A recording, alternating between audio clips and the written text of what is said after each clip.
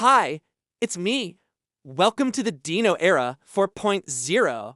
When you picture a dinosaur, you probably imagine some huge, scary, all-powerful beast. But today, we're talking about what happened when they died. And we don't mean stomping on people or destroying cities. We mean getting fossilized, which means their bones ended up in big piles called graveyards. So, what's a dinosaur graveyard?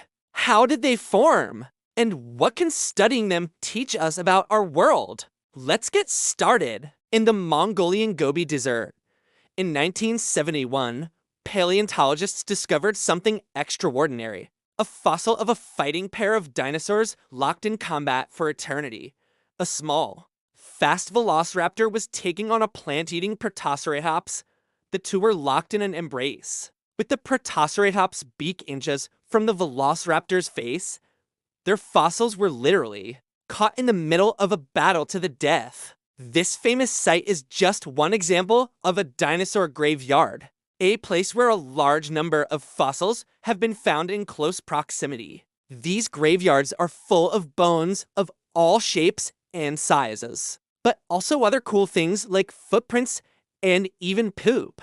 But why do so many fossils end up in the same place? Well, that brings us to the next question. How did these graveyards form? It turns out there are many ways. Sometimes the bones belong to animals that died in a mass death event, like a really bad drought or flood or volcanic eruption. Imagine being an ancient animal looking for food and water in a dying lake. As the water level drops, prey becomes scarce and you become weaker and weaker until finally you die of starvation. Then, bam, you're part of a mass death event. Then there are the times when predators hunt down a herd of animals and eat most of them right away. Scavengers will clean up whatever's left after that. Eventually, all that's left of the original herd are piles of bones. There are even stories of ancient herds stampeding into rivers, getting stuck in mud,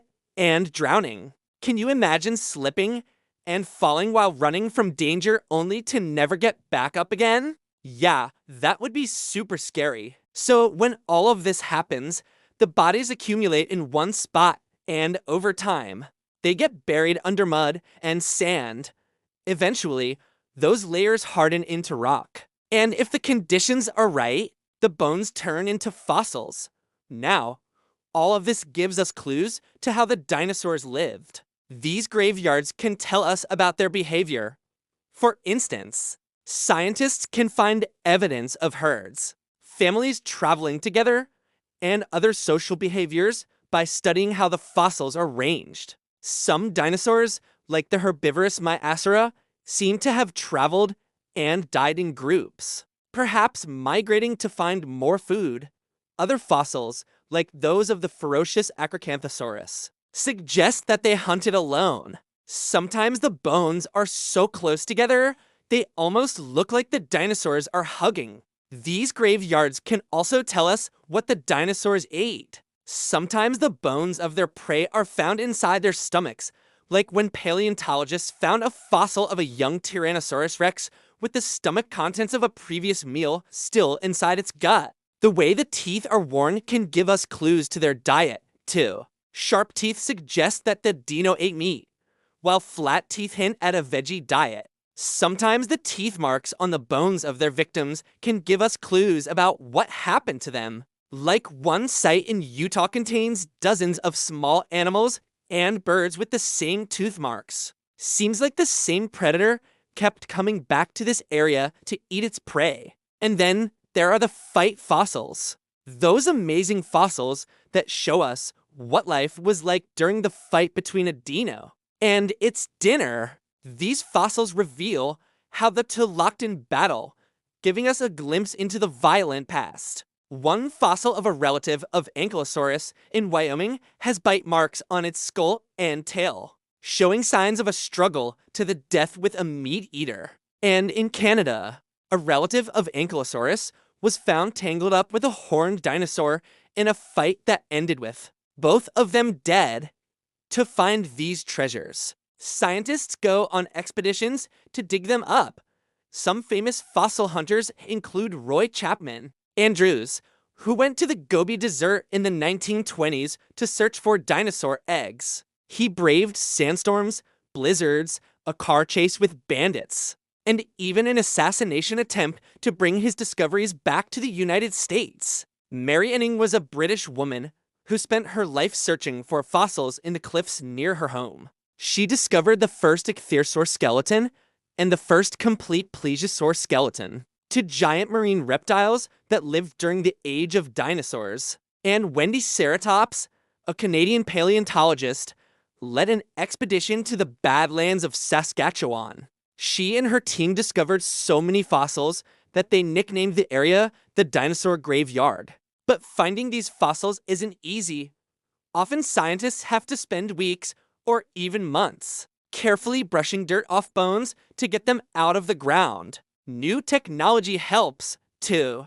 With CT scans, researchers can virtually dig up fossils without even going to the desert or having to remove tons of rock. They can see inside the fossils without breaking them open, which helps them learn more about the dinosaurs. In some cases, scientists can use 3D reconstruction to put the pieces of a fossil together like a jigsaw puzzle. That helps them figure out what the dino looked like and how it moved. But not everyone is excited about these discoveries. Fossil smuggling is a multi-million-dollar business. And sometimes people will dig up fossils secretly and sell them on the black market. This makes it harder for scientists to find complete skeletons and learn about the dinosaurs, even if a fossil is discovered in an area where it belongs to the government. Like in Canada or the US, sometimes private collectors will try to buy it from the people who found it. But despite all these challenges, we keep learning new things from fossils. Every year, it seems like there's news of a brand new discovery that rewrites what we know about dinosaurs. The study of fossils helps us understand what dinosaurs were like and what life was like millions of years ago. They also help us understand extinction events like the one that killed off all the dinosaurs. By studying the fossil record, we can find out how long it took for life to recover after a mass extinction. That knowledge can help us predict what might happen after a mass extinction today. Who knows? Studying fossils may even help us save the planet. We hope you enjoyed learning about fossils with us. We sure had fun making this video for you. So much so that we want to ask, would you join a fossil expedition if you had the chance? Tell us in the comments section below. And while you're at it, remember to subscribe and click the like button because we love sharing awesome science with you and we'd love for you to come along for the ride. Thanks for watching. See ya.